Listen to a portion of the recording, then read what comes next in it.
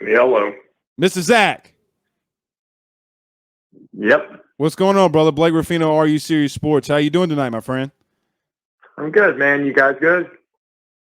Zach, we're doing good, and we're good. We're doing better for talking to you, man. I know the LSU crowd in here tonight is really excited to hear from you, and just want to hear more for you. And look, Zach, I know that we're live, and I kind of want to start off here, man. Just tell all the LSU fans and everybody, all the faithful, what have you been up to the last couple of years, and what can we be looking forward to see? I know you're starting off the podcast here soon, but what has the great LSU quarterback of old, Zach Mettenberger, been up to? Well, I've settled down up in Nashville. Been married for a couple of years now to my wife, Mary. Have a 1-year-old. But been coaching and kind of starting my career with that, and just kind of seeing where that'll take me. But for this year, it's high school football here in Nashville, and hopefully to the next level one day. Absolutely. Well, look, man, we're definitely looking forward to seeing all the great things that you're doing. I know that you're firing off the podcast with our good partners over at Believe. Zach, I just kind of want to start here. Let's rewind the clock back just a couple of seasons. Let's go back to 2019. Zach, this team in LSU was considered one of the best, if not the best of all time. Being a former quarterback, being an alum of LSU, being the guy that's been in that position that Joe Burrow, in the mix of the Joe Burrows, and you guys being in that mix of saying, hey, Zach was the last great quarterback that we knew at LSU, then Joe came in here. When you were looking at this team in 2019, what was your first thoughts and your reactions during that entire season? When you're an alum, man, you're just always optimistic that the guys are going to win by one. That's all we can hope for. Right. Hope for as alumni and fans is just winning. But I don't think really anybody really knew the potential of what that season was beforehand. I don't think really anybody would have guessed what happened, in terms of having a number one offense and things like that. But, it's been a beautiful thing to watch unfold in real time and kind of just see the buzz and everything since then. And, just being part of that Tiger community and being a fan of the Tigers, now it's all about how we recreate that and how we get back to that. So, it's always that's always the challenge, how we get back to it, right? Absolutely, and that was going to be my next question, Zach. Look, LSU did have a tough season last year. Look, we've been doing this for over 400 episodes, and we chronicled the struggles during the COVID season. But LSU returns 18 of 22 starters. They return a lot of experience. Looking back and try to redo what you did in 2019 until now, Zach, when you look at this team now, is there anything specific that you look for and you think, man, look, this team's got a lot of experience and a lot of talent returning? Do you think that this LSU team could come back and make a national statement like they started doing in 18 and 19? Yeah, I mean, we always are a program that we recruit heavy and we reload, and the saying at LSU for a long time is young guys play. So we'll see. We definitely have the back end on the defense, to hopefully stop what offensive football is nowadays. But at the end of the day, it's just about scoring more than another team. And Max Johnson, I think, is a guy who can be a real trigger man for us. Another Watkinsville native, being the quarterback That's for right. the purple and gold. So we got a lot of pride and pride in our guy from Watkinsville. I think he's going to do great. But again, it's one of those years. Really, every year when you're in the SEC West is can you just win those one score ball games when it gets down there deep, and then that's really what makes a great season. It's not necessarily throwing for 6,000 yards and 60 touchdowns, but winning every game, is just as special, right? So by any means, I think Coach Orgeron is a guy who preaches that, and I think the team will be prepared for anything. It's funny, I laugh about that because Zach, when you say it out loud, 6,000 yards and 60 touchdowns. I mean, that's just not normal, and I think that's the comparison. And we have a lot of questions firing inside the the Facebook and YouTube chat, and one just asking about. I know you talked about Max Johnson, but watching him in the last 2 games last season, how high is his ceiling in your opinion? And is he just really scratching the surface of what is to be expected from him in the upcoming, just this season and the upcoming seasons going forward? You know, I don't know. I think all these guys nowadays really have such a unlimited amount of potential. You know, there's really no ceiling anymore with these guys just because, you know, what they see from day one of the Mahomes of the world, right? When Right. they're 10, they try to recreate that. So the elevation of the quarterback position is just doing things that, you know, we've never seen before at the position. You know, in a couple of years, it's going to just evolve even more. But having said that, you know, a lot of people forget that the most important thing for the quarterback to do is be a quote, you know, game manager. And, you know, because, you know, people have, you know, put a curse on that term. You know, it's kind of a bad thing to be a game manager as quarterback, but people forget, you know, Mahomes is as good of a manager as anybody. You know, he limits errors. He throws it to his guys. He's a lot of qualities that I see in Max, and, you know, he's got the best thing of anybody, and that's he's got a guy who's done it at a high level for a long time in his father. So really, you know, as much as, you know, any coach out there can coach him up, nobody can coach him up better than his own dad. So, Right. You know, I think Max is going to have a great year. We do have a lot of questions firing in. Look, the LSU Tiger Nation is pretty fired up that you're with us. Zach Mettenberger, former LSU quarterback, is joining us. Zach, a lot of people want to know if you and OBJ, Henry asked, Paul asked, Carl asked, Jason asked, if you, OBJ, Jarvis, Jeremy would have been in that 2019 offense, or would you have been licking your chops to have those guys in that offense that we saw then? I mean, yeah, you know, I've said this before. You know, I'm not really in the woulda, coulda, shoulda game. Right. You know, I know what we were asked to do. We did it really good. If we would have been asked to throw it 50 times a game, I think we could have done it really well too. So, you know, it would have been fun for sure, but, you know, it was a hell of a lot of fun, you know, handing the ball off and doing, you know, what we did at LSU for a long time and you know, beat the crap out of people and then set them up to throw it deep. So we had a good recipe. You know, it just goes to show there's a bunch of different ways to win a football game. And, you know, we did it the right way, I think. Absolutely. Zach, looking forward into to this, I guess really the transformation of college football. You know, we kind of alluded to it, to the way that LSU used to do it, the way they're doing it now, and the way that a lot of teams just do it in different ways. Zach, name, image, and likeness is something that's come up in the forefront. The transfer portal has come up in the forefront.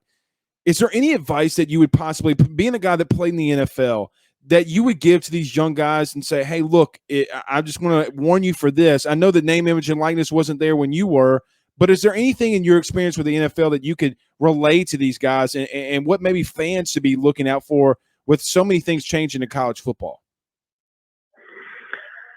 You know, it's tough to give advice on something you have no experience in, and with this whole deal, you know, that's just that I have none. And even, you know, my advice as you know, a former NFL player and LSU quarterback, you know, may not, you know, be relevant for a kid, you know, in this regard, but you know, it's definitely gonna be an interesting few years seeing, you know, how many times we, I don't even know, edit this bylaw, you know, how many bylaws are going to come from this, you know, just because it's going to be a slippery slope and it's only a matter of time before, you know, something gets too crazy, right? So it's going to be interesting to see how it all unfolds, but really there's no advice I can give anybody. I mean, you know, do what's best for what, you know, for your family, for yourself.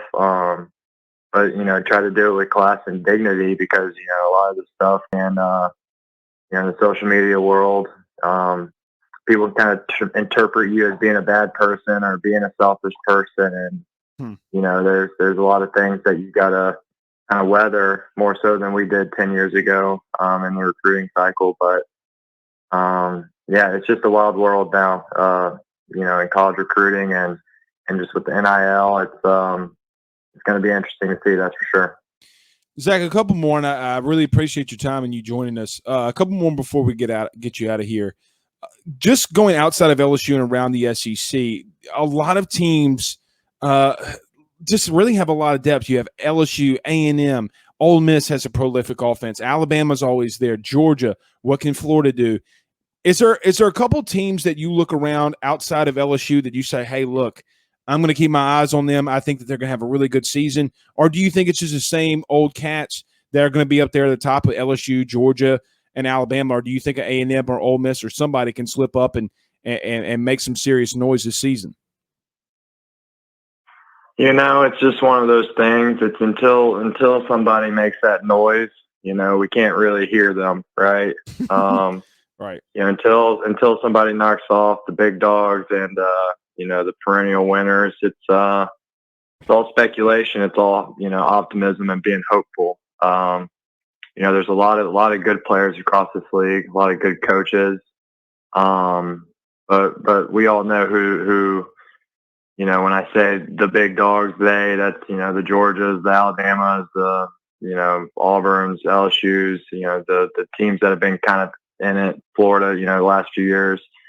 It's, one of those outside looking in teams, South Carolina's and Vanderbilt. It's it's tough for sure. But you say Texas A&M, and until they win the West, haven't done nothing, right? So preach. We'll see, man.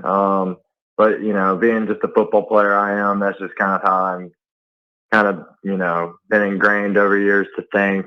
And really, it's just the old adage: take it one game at a time. I think that's why the great teams in the SEC have been great, is because they do a good job minimizing the outside world from what they're doing, and just take it 1 week at a time. So yeah, it'll be, again, with fans being back, the world being a little bit back to normal, it's going to be a heck of a year to be a football fan again. Absolutely. Zach, one more and we'll get you out of here. One of your former teammates, Jarvis Landry, was in the top 100 of NFL players, selected by the NFL players. And it's interesting to see, what Jarvis has been able to do over the last 10 years, not just at LSU, but in the NFL. Odell Beckham, obviously, everybody knows, a little banged up, but he's coming back. Zach, when you guys were playing and everybody remembers the offense and you guys just doing what y'all did and how prolific you guys did it, did you know then that those two guys would be who they were 10 years from now? Did you always see that, or was it kind of like, dang, did Jarvis just do that when he was in the NFL, or did you just always have that feeling? It definitely skewed my perception of what good is. Most guys right go to college and then they're maybe lucky enough to play with a caliber guy like them, maybe one of them at receiver in their career. Right out the gate at LSU, I had two of the best, in the league at the time, honestly. I mean, even when they were juniors in college, they would have been, top 100 guys then. Right. But fortunately for me, I had a OC, Cam Cameron, who had a lot of NFL experience, and that was one of the first things he told me. He said, you're going to get to the NFL, and you're not going to have a better two receivers on your team. You might have one guy as good as them, but you will never have two on the same team. And, you kind of chuckle at that. No way. It's the NFL. Everybody's like these guys. And found out really quick that not everyone in the NFL is like those two dudes. Right. But no, we all knew, collectively, not only were they talented, but, those two guys work harder than anybody. And, that's not the glamorous thing to talk about, but, they're working when the spotlight's on them. Now they do work and they'll pimp it out for the spotlight, but when the cameras aren't rolling, those two dudes are still grinding and being the best in the business. Zach, that's absolutely fantastic to hear, and just taking a step behind the curtain and what you guys were thinking then and now to see what they were doing in the league. Brother, I appreciate you joining us and your time tonight. Tell everybody what you guys are cooking up and what the podcast that you guys got going on and where they can find it. And I know that, I told them that we're going to be partners over at Believe and guys over at Believe, but tell everybody where they can find it and when you guys are looking to launch and where they can find everything that you are doing. Yeah, check us out, the Believe network. We're SEC QB. It's myself and my good buddy Riley Senior, who played O-line at LSU for a year and then finished his career at Alabama as a frat star. And we've really just been great friends. But, we're just going to kind of, have more of a relaxed point of view on the topic of football and the quarterback position. We're going to have, I'm going to try and get some great O linemen, get them out there on our podcast. Yeah, you are. Big boys and some good guests. So definitely stay tuned. It's going to be fun to watch it unfold throughout the season. That's for sure. Well, and thanks for the time, man. Thank you for letting me plug that. Oh, no problem, dude. But as one former small school FCS O lineman to a former SEC quarterback, thank you for giving us the time of day, my friend. That's all I got to tell you. Okay, that we've always been looking for this time. Our time to shine is now. So, Zach, thank you very much, sir, and we'll talk again soon. All right, man. Thank you. Thank you. That is Zach Mettenberger, former LSU quarterback. Guys, I know what you're saying. I get all that, but look, Zach is a guy that he's a